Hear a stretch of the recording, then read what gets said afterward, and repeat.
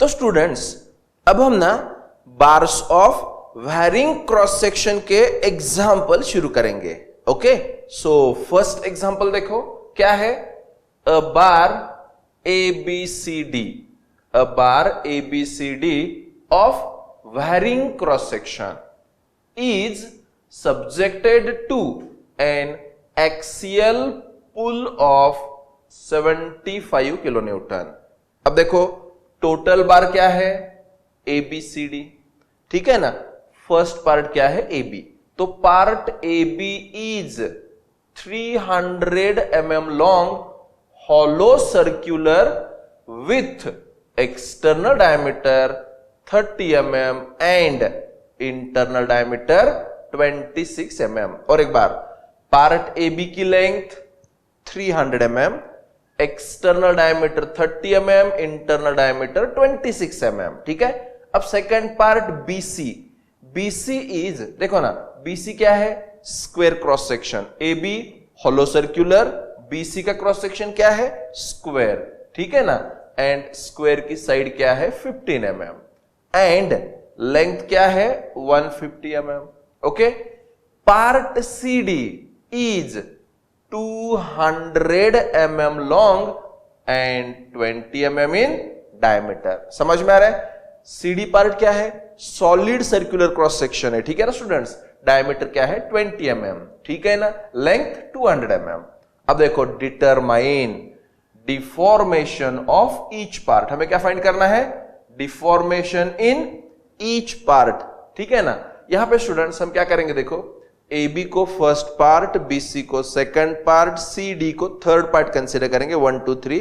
तो अकॉर्डिंगली हमें delta L1 delta L2 delta L3 find करना है एंड टोटल नेट डिफॉर्मेशन मतलब टोटल डिफॉर्मेशन फाइंड करना है। ओके, बाकी गिवन क्या क्या है देखो, E मतलब यंग्स मॉडुलस ऑफ इलास्टिसिटी ना, Young's modulus of elasticity of part AB, part BC and part CD is given. Students एक काम करो, सबसे पहले वीडियो पॉज करके ना पूरा एग्जांपल लिख लो, क्योंकि यहां पे क्या करना है, with the help of this question हमें डायग्राम ड्रॉ करनी है, ठीक है ना। सो वीडियो पॉज करके आपको पहले क्वेश्चन लिखना है। ओके चलो, अब क्वेश्चन लिखने के बाद हमें यहां पे डायग्राम ड्रॉ करनी। देखो डायग्राम में अभी देखो यहां पे ना ये जो गिवन बार ABCD है ना, इसको 3 पार्ट्स है AB BC CD, ठीक है ना। तो ड्रॉ करने के लिए फर्स्ट ऑफ ऑल क्या करेंगे, अभी हम एक सेंटर लाइन ड्रॉ करेंगे। स्टूडेंट्स अच्छी तरह से देख लो, डायग्राम ड्रॉ करना आना चाहिए अच्छी तरह से। तो फर्स्ट ऑफ ऑल क्या ड्रॉ करेंगे, देखो अभी सेंटर लाइन ड्रॉ करेंगे, ठीक है ना। अब सेंटर लाइन ड्रॉ करने के बाद अभी फर्स्ट पार्ट जो है क्या है, hollow circular in cross section ना। समझ में आ रहा है क्या, देखो फर्स्ट पार्ट क्या है, hollow circular in cross section and first part की लेंथ कितने स्टूडेंट्स 300 mm ना। ओके, अभी यहां से जब हम डॉटेड लाइन ड्रॉ करेंगे ना, तो ये बन जाएगा हॉलो सर्क्यूलर क्रॉस सेक्शन, ठीक है यहां पे, ठीक है ना। नेक्स्ट पार्ट जो है, अभी यहां पे बताता हूं स्टूडेंट, देखो टोटल कितना है 30 ना, कितना है देखो 30, और ये कितना हो जाएगा 26 क्या मतलब 13, मतलब ये 13 ये 15, 13 और 15। ओके, अब सेकंड पार्ट जो है ना BC की लेंथ कितनी है 150 mm एंड क्रॉस सेक्शन क्या है, स्क्वायर क्रॉस सेक्शन, साइड क्या है 15। अब साइड 15 है मतलब सेक्शन के ऊपर 7.5 नीचे 7.5, मतलब यहां पे ये जो सेकंड पार्ट हम ड्रॉ करेंगे ना स्टूडेंट्स, देख लो ये हमारे लिए बन जाएगा सेकंड पार्ट, ठीक है ना। क्रॉस सेक्शन क्या है इसका, स्क्वायर इन क्रॉस सेक्शन। समझ में आ रहा है। एक काम करेंगे, चलो साइड बाय साइड ना डायमेंशन भी लिखेंगे। तो अभी यहां पे ये जो क्रॉस सेक्शन है ना स्टूडेंट्स, इसका इंटरनल डायमीटर कितना है 26 mm, ठीक है ना। एक्सटर्नल डायमीटर कितना है 30 mm, ठीक है। लेंथ, ठीक है ना, लेंथ हम यहां पे L1 लिखेंगे, कितनी है 300 mm, ठीक है ना स्टूडेंट्स। उसके बाद ये जो है ना क्या है, स्क्वायर इन क्रॉस सेक्शन ना, सो साइड कितनी है 15 mm, ठीक है ना। लेंथ कितनी है 150 mm स्टूडेंट्स, 150 mm। ये क्या है हमारे लिए L2 ना, चलो L2 इक्वल टू 150 mm। अब AB देखो, AB BC, उसके बाद CD ना, देखो ना CD जो है क्या है, सर्कुलर इन क्रॉस सेक्शन जिसका डायमीटर क्या है 20 और लेंथ क्या है 200। ओके, सो अभी यहां पे हमें क्या करना है, solid circular cross section with diameter 20 ना, लेंथ कितनी है 200, ठीक है ना। सो ये बन जाएगा, अभी यहां पे क्या क्या लिखना है, देखो मोस्ट इंपॉर्टेंट डायमीटर लिख लो, ठीक है ना। डायमीटर कितना है अभी यहां पे 20 mm, ठीक है। एंड लेंथ कितने स्टूडेंट्स L3 ना, L3 equal to 200 mm। Okay, and most important ये जो बार है ना students, bar is subjected to axial pull type of force, pull type of force. यहां पे P अपने क्वेश्चन लिख लिया ना स्टूडेंट्स, तो क्वेश्चन से इंफॉर्मेशन क्रॉस चेक करो। Bar is subjected to axial pull P, P की वैल्यू क्या है 75 किलो न्यूटन। ओके, अब यहां पे मोस्ट इंपॉर्टेंट देखो स्टूडेंट्स, हम यहां पे ना instead of AB BC CD हम यहां पे क्या कंसिडर करेंगे, देखो हमारे लिए ये क्या है फर्स्ट पार्ट, ठीक है ना, सेकंड पार्ट और ये क्या है थर्ड पार्ट।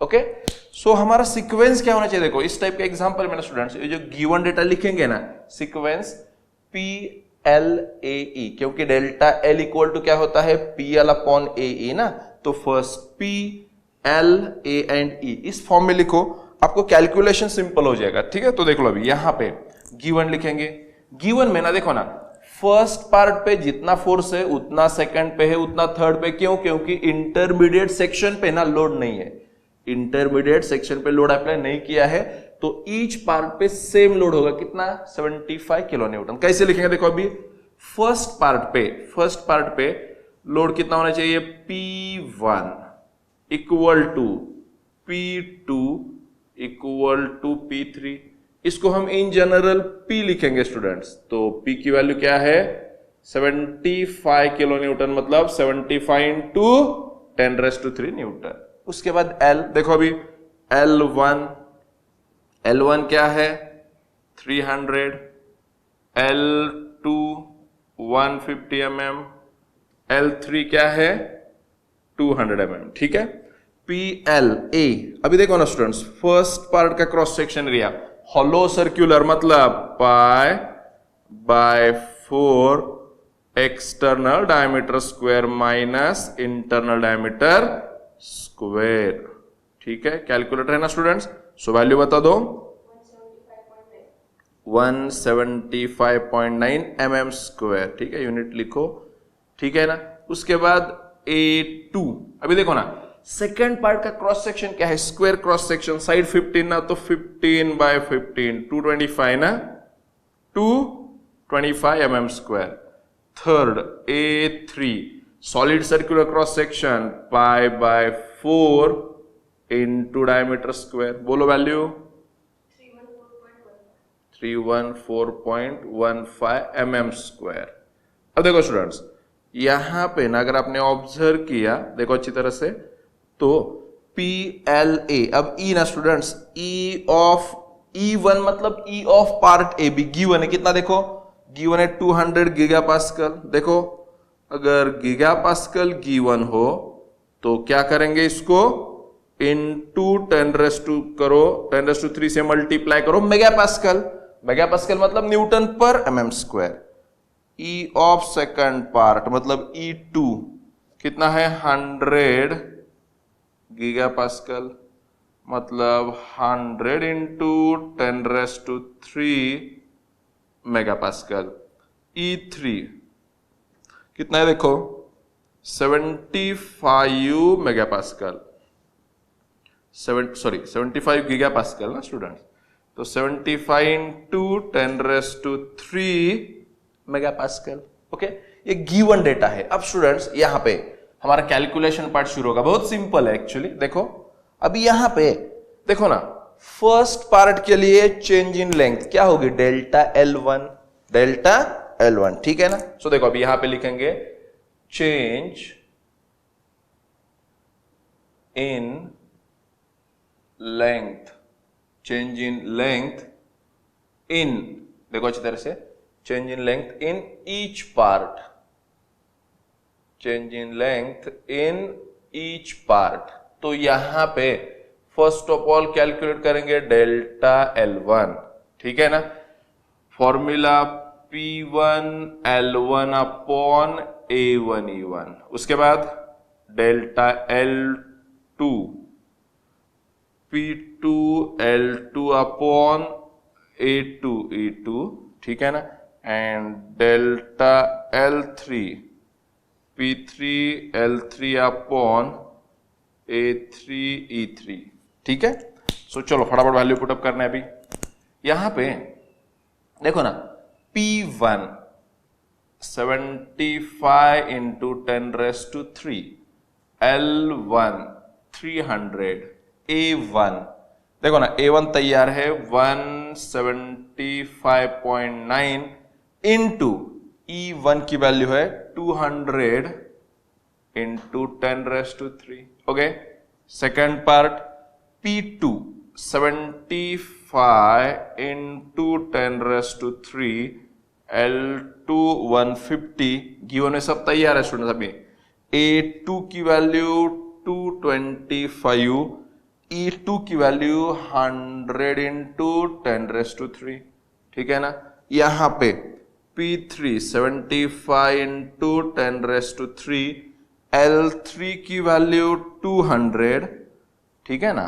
A3 हमने कैलकुलेट करके रखा है 314.15, E3 75 इंटू 10⁻³, ठीक है। सो अब यहां पे स्टूडेंट्स चलो फटाफट कैलकुलेशन करेंगे, ठीक है। सो देख लो अभी डेल्टा L1 बोलो 0.6395 mm ना। ओके, अब next delta L2 0.5 and delta L3 0.6366 mm। Okay, अब देखो ये क्या है, change in length in each part, change in length in the first part, change in length in the second part, change in length in the third part। अब यहां पे each part पे क्या है students, pull type of load है, मतलब each part में क्या है, इंक्रीज इन लेंथ है। ओके, सो नेट डिफॉर्मेशन मतलब टोटल इलोंगेशन, ठीक है ना। सो अब इधर देख लो, तीनों के एडिशन करनी है सिंपली स्टूडेंट्स, ज्यादा कुछ नहीं करना है। अभी डेल्टा L1 तैयार है, डेल्टा L2 तैयार है, डेल्टा L3 तैयार है, तीनों की सिंपली क्या करनी है, एडिशन करनी है ना। ओके, सो देख लो अभी इधर, नाउ नेट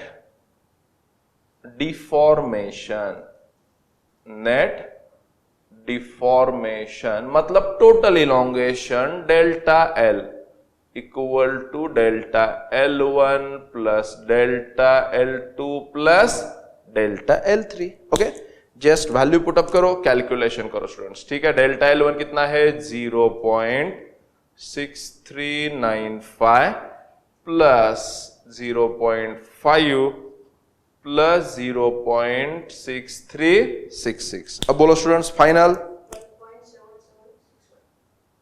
1.77 mm, ठीक है। सो ये हमारा क्या है स्टूडेंट्स, फाइनल आंसर।